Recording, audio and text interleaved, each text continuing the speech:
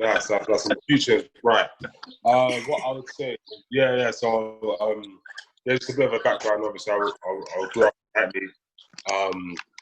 Obviously, I wasn't really into sports when I was younger. I played obviously a bit of football here and there, but Shola will let you know. Am I allowed to call you Shola here? That's fine, bro. Yeah, that's fine. Yeah, we'll know that.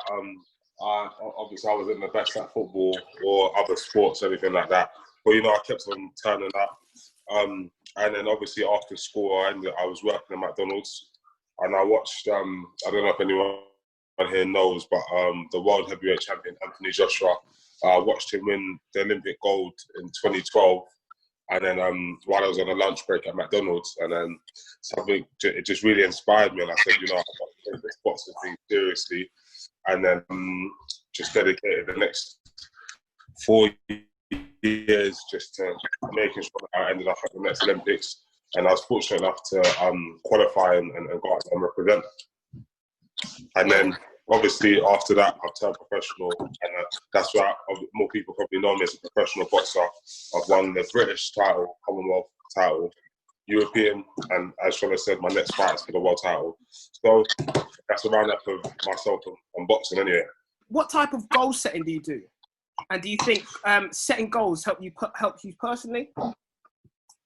Yeah, definitely. Like, I set goals that I have two types of goals. Goals that are like really out there and aren't like achievable tomorrow. Like more so long-term ones. Like so, for example, I set myself the task of getting to the Olympics by 2016. That was 4 years away at the time, and there was no real path there, just a lot of belief. Same way I set a target to be world champion by 2020, and that's still possible even though we have this whole current situation going on.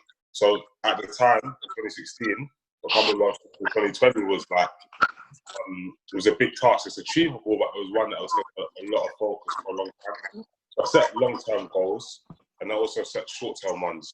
So the steps that it takes to get to there. So before you can go for one title, I believe you can British, Commonwealth, European, like take the right steps towards that.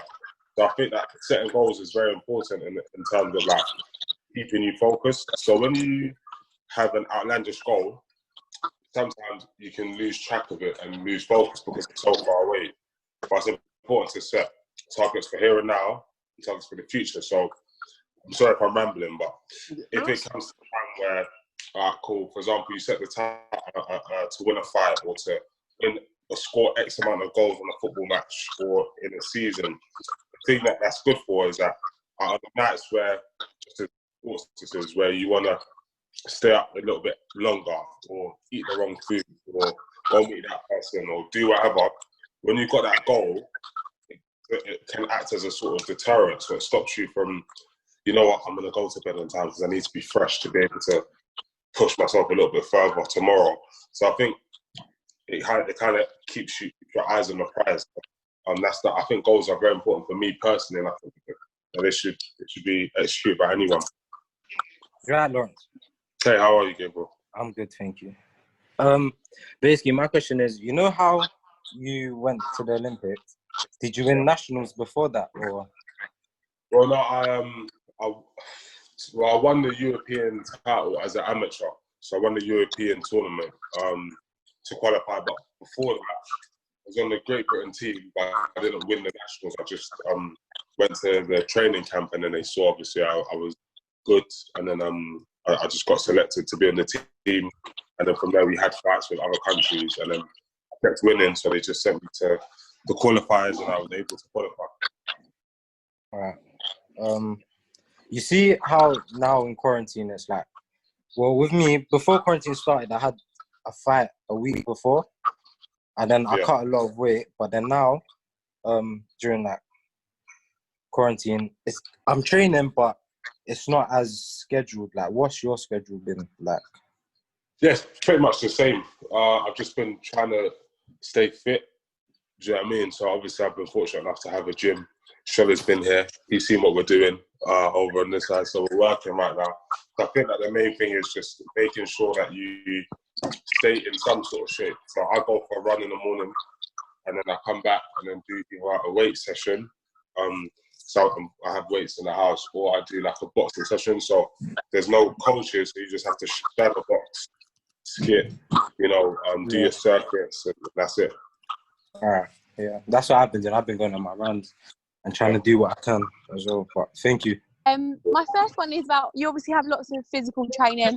So I wonder if you could speak to the students a bit about your psychological training, if you have any. So do you have psychological training? Do you do positive self-talk, that sort of thing? Yeah, I think I don't do any actual psychological training. I don't think. I just think that obviously it's good.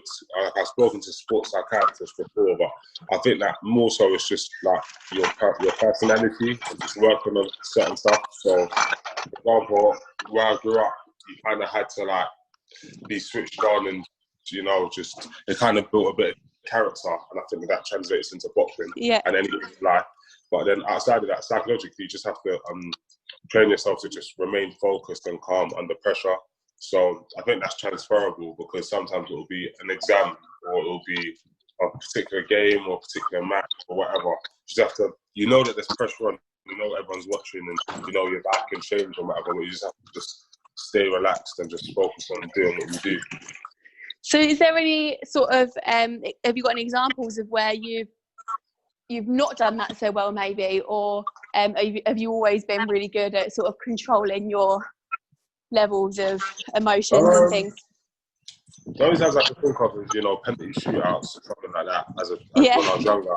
Just, losing a bit of composure, being indecisive. But as for boxing, I always felt quite comfortable. Okay. I know I can see it affect other people. Maybe not so much myself, and I just learn from other people's actions. When you can see they're nervous, they make wrong decisions. So I just kind of work off that. The second one is about how, when you first got into boxing, did you? It was obviously quite a quick turnaround. It's not something you've been doing since a really young age.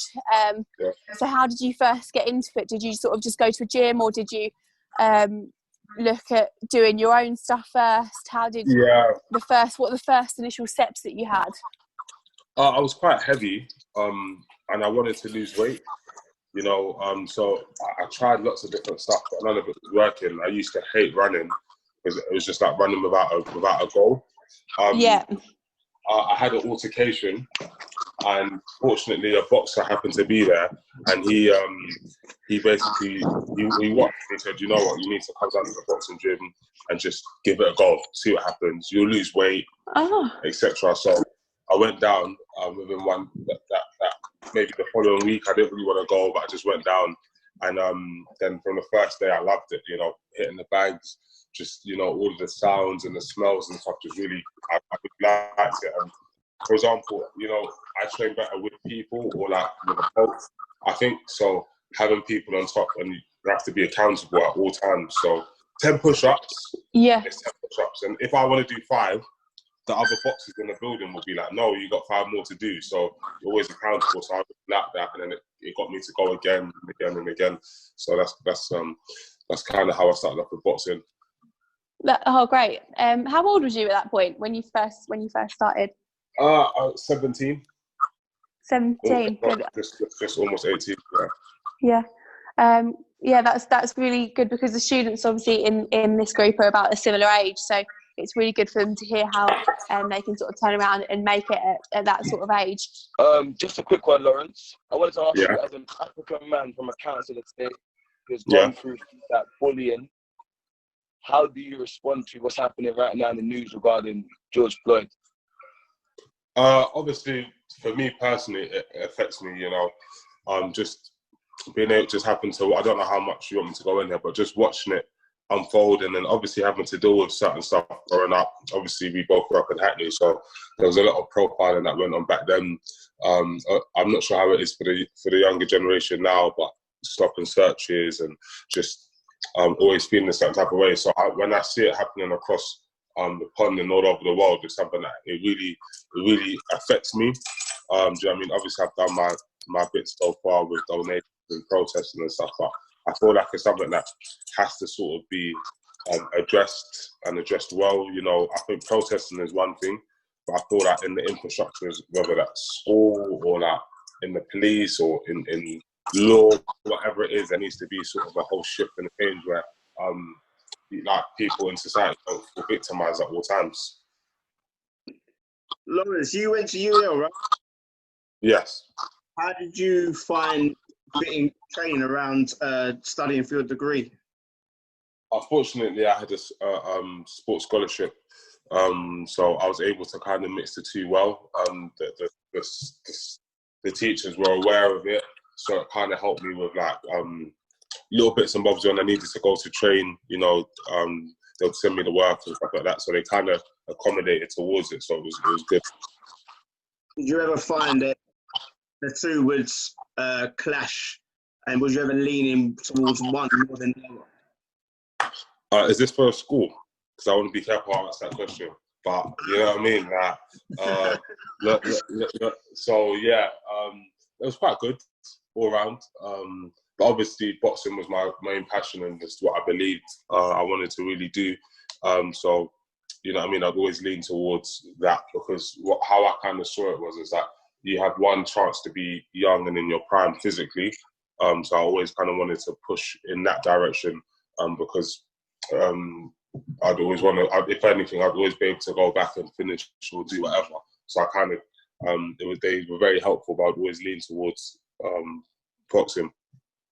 Would you move up a weight to fight? Oh, is that the whole question? Oh yeah, I would move up, definitely. I think obviously I'm going to win the world title this year, God willing, and then I'll move up to heavy. I'm not sure if I'll move up next year or the year after, but obviously I'm quite a big guy naturally, so as soon as it becomes difficult to make the weight, I'll move up.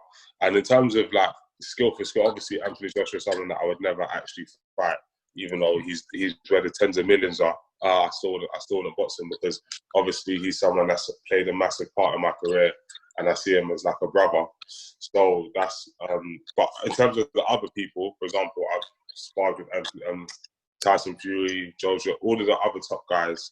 So I feel that I'm already in around the mix. It's just more so the physical and the preparation for taking that kind of damage with 10-ounce gloves on fight day, but not far, long story short. Good stuff. Thank you.